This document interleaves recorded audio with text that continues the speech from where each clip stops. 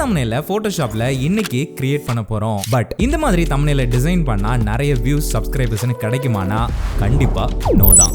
Because அதுக்கு இந்த டிசைனோட நீங்க சில விஷயத்தை ஃபோக்கஸ் பண்ணணும். அது என்னன்னு சொல்றேன், நோட் பண்ணிக்கோங்க.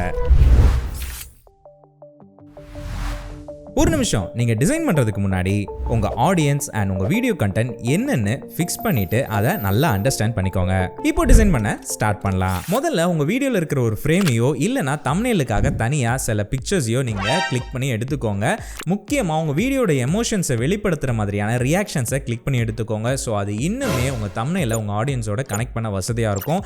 அண்ட் நான் உங்களுக்கு கொடுக்குற சஜஷன் என்னன்னா, தம்ப்நெயிலுக்காக தனியா இமேஜஸை கிளிக் பண்ணிக்கோங்க. உங்க வீடியோட ஃப்ரேம்ஸ்ல இருந்து எடுத்தீங்க அப்படின்னா கண்டிப்பா அதுல இமேஜ் குவாலிட்டியில கொஞ்சம் ப்ராப்ளம்ஸ் வரும். ஸோ நீங்க தனியா பிக்சர்ஸா எடுக்கும்போது நல்ல ஒரு குவாலிட்டியான தம்ப்நெயில்ஸை உங்களால கிரியேட் பண்ண முடியும். அடுத்ததா உங்க மெயின் கேரக்டரையும் பேக்ரவுண்டையும் ரிமூவ் பண்ணி எடுத்துடலாம். ஸோ இதுக்கு நீங்க எந்த ஒரு ஏஐ டூலையோ இல்லைன்னா எந்த ஒரு சாஃப்ட்வேரையும் நீங்க தாராளமாக பயன்படுத்தலாம். நான் இது வரைக்கும் கிரியேட் பண்ணுறதுக்கு ஃபோட்டோஷாப் தான் யூஸ் பண்ணிட்டு இருக்கேன். ஸோ அதனால தான் இந்த வீடியோவை நான் ஃபோட்டோஷாப் ஓரியன்டாக வச்சிருக்கேன். நீங்கள் எந்த டூலை வேணாலும் யூஸ் பண்ணிக்கலாம். பட் இதே டெக்னிக்கை நீங்கள் யூஸ் பண்ணால் மட்டும் போதும். இந்த மாதிரி பேக்ரவுண்டையும் மெயினான சப்ஜெக்ட்டையும் நம்ம பிரித்து எடுக்கும்போது நம்மளால் தாராளமாக ஒரு நல்ல ஒரு டெப்த்தை நம்மளால் கிரியேட் பண்ண முடியும். அண்ட் அது மட்டும் இல்லாமல் டெக்ஸ்ட்டையோ இல்லைனா நமக்கு தேவைப்படுற இமேஜஸையோ நம்ம மெயின் சப்ஜெக்ட்டுக்கு பின்னாடி ஈஸியாக ஆட் பண்ணிக்க முடியும். ஸோ கண்டிப்பாக இந்த ஸ்டெப்பை ஃபாலோ பண்ணிக்கோங்க.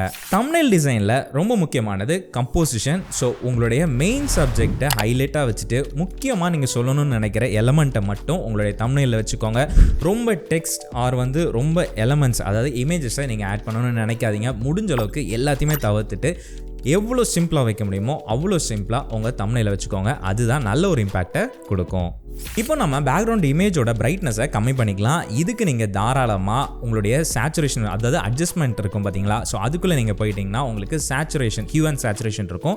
அதை நீங்கள் ஓப்பன் பண்ணிவிட்டு அந்த பேனலில் இருக்கிற லைட்னஸை நீங்கள் கம்மி பண்ணிக்கலாம். ஸோ இதை நீங்கள் பண்ணுறது மூலமாக உங்களுடைய பேக்ரவுண்ட் இமேஜோட பிரைட்னஸை நீங்கள் கம்மி பண்ணிவிட்டு உங்களுடைய, அதாவது மெயின் சப்ஜெக்டோட விசிபிலிட்டியை நீங்கள் அதிகப்படுத்திக்கலாம். ஸோ இது நல்ல ஒரு கான்ட்ராஸ்டான ஒரு இம்பாக்டை உங்களுக்கு கண்டிப்பாக கொடுக்கும். அடுத்ததான் நம்ம தம்ப்நெயில்ல மெயினாக இருக்கிற எலமெண்ட் இந்த கலர் வீல் தான். ஸோ இந்த கலர் வீலை நான் தனியாக ஒரு பிஎன்ஜியாக நான் டவுன்லோட் பண்ணி எடுத்துக்கிட்டேன். ஸோ அந்த பிஎன்ஜியை நான் இப்போ நம்மளுடைய மெயின் சப்ஜெக்ட்க்கு, அதாவது என்னை சுற்றி இருக்கிற மாதிரி நான் வைக்க போகிறேன். ஸோ அதை முதல்ல நம்ம ஒரு பெர்ஸ்பெக்டிவ்க்கு எடுத்துகிட்டு வந்துக்கலாம். ஸோ இந்த மாதிரி பெர்ஸ்பெக்டிவாக நீங்கள் அட்ஜஸ்ட் பண்ணணும்னா இதுக்கு நிறைய வழிகள் இருக்குது. பட் நான் ஃபாலோ பண்ணுறது ரொம்ப ட்ரெடிஷ்னலான, ரொம்ப சிம்பிளான மெத்தட் தான். ஜஸ்ட் நீங்கள் உங்களுடைய இமேஜை செலக்ட் பண்ணிவிட்டு, அதாவது அந்த லேயரை செலக்ட் பண்ணிவிட்டு Ctrl+T ப்ரெஸ் பண்ணிக்கோங்க. ப்ரெஸ் பண்ணோன்னா உங்களுக்கு அந்த பவுண்டிங் பாக்ஸ் வந்துடும்.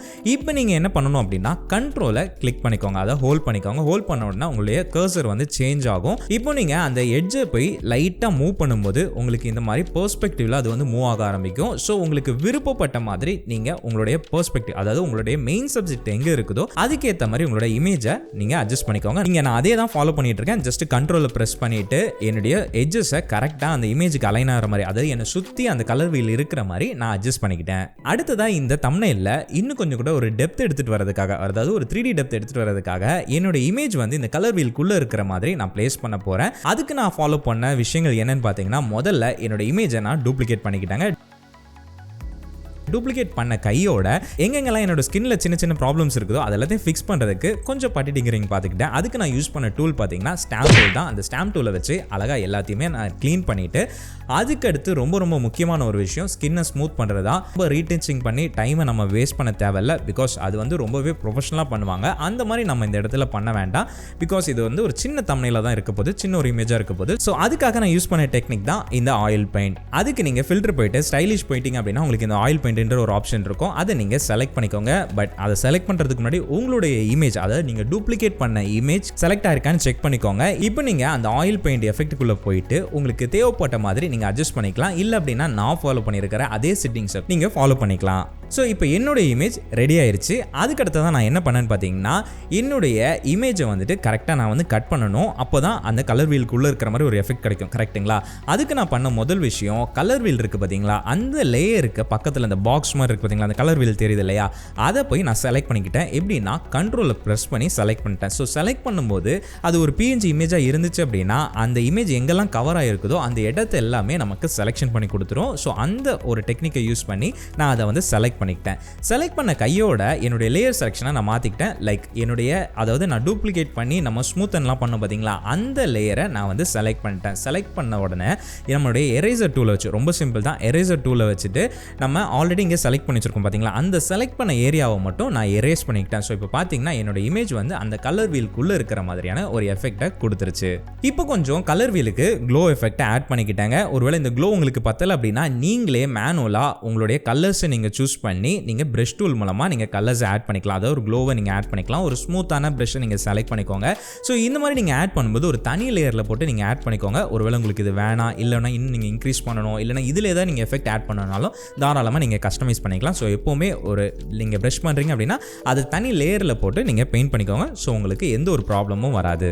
அதுக்கடுத்தது நம்ம சாம்பிளில் பார்த்த மாதிரி என்னை சுற்றி ஒரு க்ளோ எஃபெக்ட் இருக்குது பார்த்தீங்களா. ஸோ அதை எப்படி நான் கிரியேட் பண்ணேன்னா ரொம்ப சிம்பிள் தான். ஜஸ்ட் நீங்கள் பண்ண வேண்டியது உங்களுடைய இமேஜ் இருக்குது பார்த்தீங்களா, ஃபைனலாக நீங்கள் வந்து கட் பண்ணி வச்சுருப்பீங்க பார்த்தீங்களா, அந்த இமேஜுக்கு மேலே ஒரு புது லேயரை செலக்ட் பண்ணிக்கோங்க. செலக்ட் பண்ணிவிட்டு அந்த புது லேயருக்கும் உங்கள் லேயருக்கும் நடுவில் உங்கள் கர்சரை எடுத்துகிட்டு வரும்போது நீங்கள் ஆல்ட்டை ஹோல்ட் பண்ணி அப்போ உங்களுடைய கர்சர் லைட்டாக சேஞ்ச் ஆகும். அப்படி சேஞ்ச் ஆகும்போது அந்த இடத்துல நீங்கள் ஒரு கிளிக் பண்ணிக்கோங்க. கிளிக் பண்ண உடனே உங்களுக்கு என்ன ஆகும்னா இப்போ லேயர் மாஸ்க் மாதிரி ஆயிடுச்சு. ஸோ நீங்கள் அங்கே என்ன வரைகிறீங்களோ, அதாவது உங்களுடைய இமேஜ் எங்கெல்லாம் இருக்குதோ அந்த இடத்துல மட்டும் நீங்கள் வரைகிறது உங்களுக்கு விசிபிள் ஆகும். மற்ற இடத்துல அது வந்து வராது. ஓகேங்களா. ஸோ இது வந்து உங்களுக்கு ஒரு மாஸ்க் மாதிரி உங்களுக்கு செயல்படும், அதாவது உங்களுடைய லேயரே. ஓகேங்களா. ஸோ இந்த கான்செப்ட் மூலமாக தான் நான் இந்த மாதிரி சைடில் க்ளோவை கிரியேட் பண்ணேன். இப்போ வாங்க நான் அதை எப்படி பண்ணன்றதை உங்களுக்கு தெளிவாக நான் சொல்லிடுறேன். ஸோ இந்த மாதிரி நான் லேயரை கிரியேட் பண்ணிட்டேன். உங்களுக்கு புரிஞ்சிருக்கும்னு நினைக்கிறேன். கிரியேட் பண்ண கையோட என்னை சுற்றி என்னென்ன கலர்ஸ் இருக்குதோ அதை வந்து நான் கலர் பிக் டூல் மூலமாக நான் வந்து செலக்ட் பண்ணிக்கிட்டேன். ஸோ நீங்கள் ப்ரஷ்ஷை செலக்ட் பண்ணிட்டீங்கன்னா ஆட்டோமேட்டிக்காகவே ஆல்ட்டை ஹோல்ட் பண்ணும்போது உங்களுக்கு கலர் பிக் டூல் வந்துடும். ஸோ அது மூலமாக நீங்கள் ஈஸியாக பிக் பண்ணிவிட்டு அதே நேரத்தில் நீங்கள் கண்டினியூஸாக நீங்கள் வரைஞ்சிட்டே வரலாம்.